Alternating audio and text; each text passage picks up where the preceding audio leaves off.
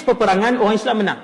Setelah Imam Mahdi menang, Dajjal pun isytiharkan diri dia Tuhan di Iran, Asfahan ataupun Khurasan. Nabi sebut sama ada Asfahan ataupun Khurasan, dua tempat. Dia akan isytihar di sana bersama dengan 70,000 tentera elit Dajjal. Kemudian datang menyerang Imam Mahdi. Berlaku pertempuran di antara tentera Dajjal dengan Imam Mahdi. Akhirnya Imam Mahdi tak boleh nak sekat kemarahan tentera Dajjal, karena Nabi dah sebut bahawasanya Dajjal ini tidak boleh dikalahkan oleh seorang manusia pun kecuali Isa ibn Maryam alaihi salatu wassalam. Nabi Isa seorang lah. Ataupun kalau Rasulullah hidup, Nabi pernah sebut, kalau aku hidup pada zaman Dajjal muncul, fa ana hajijuh, aku yang akan berlawan dengan dia. Tetapi setelah aku wafat, tidak ada manusia yang akan boleh kalahkan dia kecuali Isa ibn Maryam. Maka Imam Mahdi bawa tentera bertempur dengan tentera Dajjal, kalah. Bertempur dengan tentera Dajjal, kalah. Akhirnya berundur kembali kepada kem Imam Mahdi. Di mana kem Imam Mahdi? Syria. Berundur masuk sampai ke Syria. Dah berundur masuk sampai ke Damsyik, ibu negara Syria hari ini. Masuk berundur sampailah ke Damsyik. Akhirnya mereka masuk ke dalam masjid. Ini hadis, saya ringkaskan kepada tuan-tuan. Masuk ke dalam masjid dan mereka tutup semua pintu masjid, dan mereka tetap melaksanakan solat macam biasa, semayang tetap semayang. Sebab tu dalam perang, tuan-tuan, kalau perang 3 hari berturut-turut, para sahabat, tabi'in, pejuang-pejuang zaman Khalidunul Walid, zaman Salahuddin Al-Ayyubi rahimahullah, kesemuanya solat walaupun ketika perang.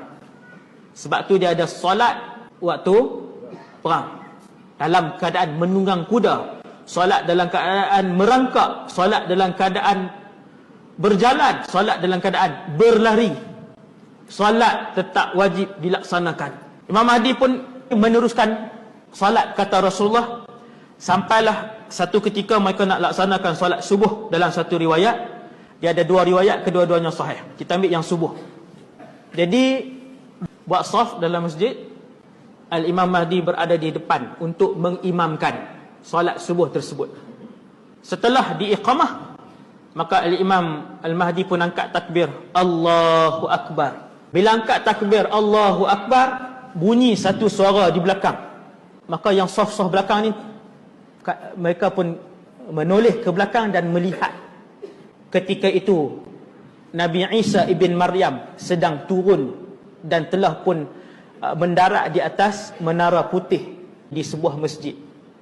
Hadis dia saya sebut sikit. Yanzilu Isa ala al-manaratil bayda syarqiyya Dimashq baina mahrudatain wadi'an yadayhi ala ajnihati malakain. Hadis itu sahih. Ketika itu tentera-tentera Imam Mahdi yang belum bertakbir, setelah mendengar suara berpaling ke belakang, melihat Isa ibn Maryam yang sedang turun memakai 2 lapis jubah. 2 lapis jubah kan, dia panggil mahrudatain.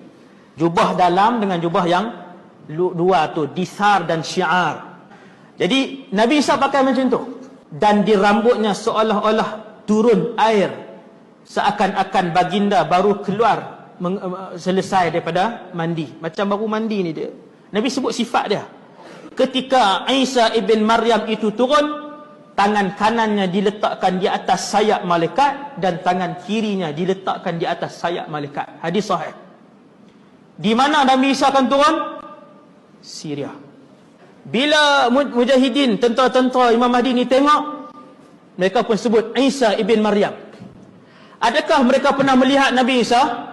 Jawapannya tidak. Tetapi mereka adalah di kalangan orang-orang yang pernah belajar hadis-hadis Nabi yang menyebutkan tentang ciri-ciri Nabi Isa.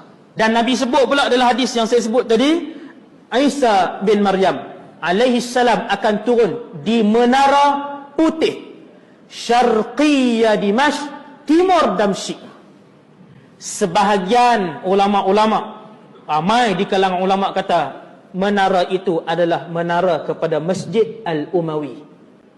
Tak semua ulama kata masjid itulah. sebahagian, antaranya Al-Imam Ibn Kathir, Al-Imam Ibn Taymiyah. Dia tunjuk Imam Ibn Taymiyah waktu baca hadis ni, dia kata menara yang dimaksudkan oleh Rasulullah adalah menara itu.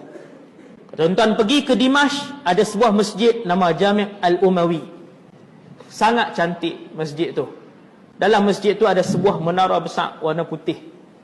Di dalam masjid tu Imam Nawawi pernah mengajar, Imam Ibn Kathir pernah mengajar, Imam Ghazali pernah mengajar dalam masjid tu. Imam-imam besar.